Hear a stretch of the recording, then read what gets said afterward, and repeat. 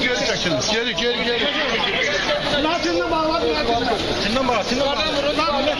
Tinlə.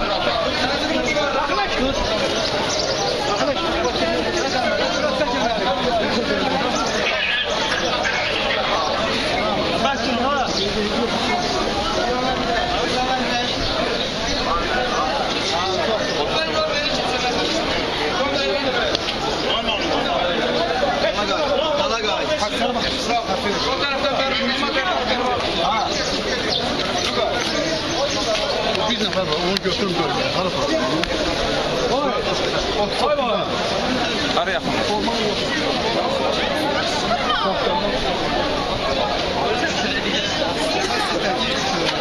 On nəfər var.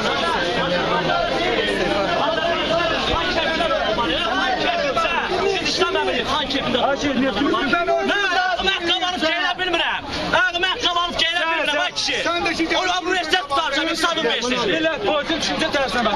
Söylerken geri Против чего вы выступаете? Против чего вы выступаете? Почему? O il dengi İlham Əliyev. O il dengi İlham Əliyev. Gaz İlham Əliyev. Работа нету. Университет закончена, работа нету. На это одинаково нету. Bak. Университет будет, уже конец. Работа нету. Работа нету, деньги нету. Azerbaycan'da kadın kurbanı var. Справедливость! Nə var? Hara, biabırçılıq eləməyək. Xarici vətəndaş. Neyini? Biabır eləməyək, ölkəmiz özümüzü biabır eləyik. Başla. Mənə niyə iş vermir? Mən ali təhsiləm sənin kimi. Niyə sənin artıq əskiyəm? Yakında türmelerdeki ne olsa Niyə biabır elə? Biabır eləyən ölkəmizdir. Özünüzü siz biabır eləmişsiniz. Artıq biabır eləmişsiniz. İş istəyirəm, qardaş, iş istəyirəm. İş verin bana, ali təhsilliyəm. Mən də sənin kimi adamam. Mən də sənin kimi yaşamaq istəyirəm. Niyə? Niyə olmur ki? Niyə sən işləyə bilirsən? Bunu cibə yığa bilirsən? Mən yığa bilmirəm. Niyə əsr elə? Mən kişiyəm. Zaten kişi kimi mübarizə aparam. Gəl kimsə dalına girməmişəm indiyənə kimi. Belə danışma. Belə danışmalıyam. Sən sağ ol deyəcəklər. Sağ ol deməyəcəklər.